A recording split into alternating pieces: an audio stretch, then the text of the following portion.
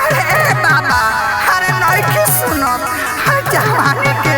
हर कितना दिन से अरे सर्विसिंग करावतानी हर केहू नइखे करो हाय ताने सर्विसिंग कर ले बड़ी सुना तोहर बिगड़ल बन जाई काम गोरिया तोहर बिगड़ल बन जाई काम गोरिया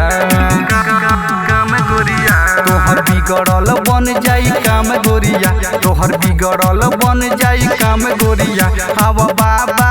से कराल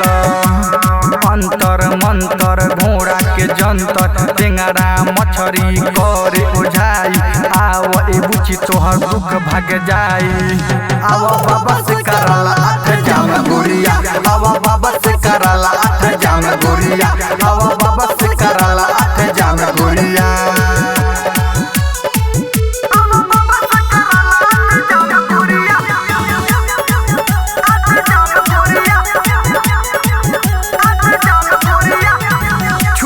बाबा हो जइबू पवित्र कहेला बाबा आवा कुटिया के भीतर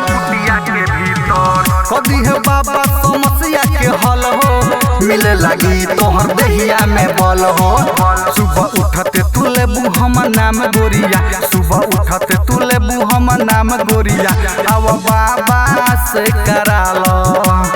अंदर अंतम भभूत चिचंतम देहिया के दुखी सब भगंतम आवे बूची छुई मुई छु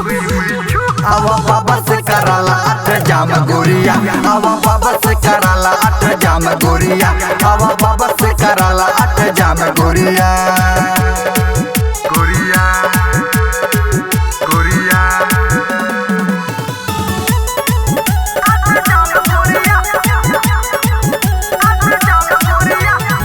दे है बाबा हो ऐसा न जानतर केहू के तोरा पर लागी न मंतर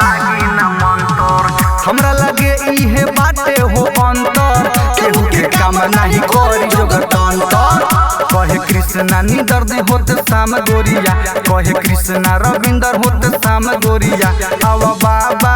से कराल आँख मिलंतम लवम सटंतम भूत भगंतम सेवा करंतम सब कहंतम खरे खरे अब बाबा से कराला आठ जाम गोरिया अब बाबा से कराला आठ जाम गोरिया अब बाबा से कराला आठ जाम गोरिया।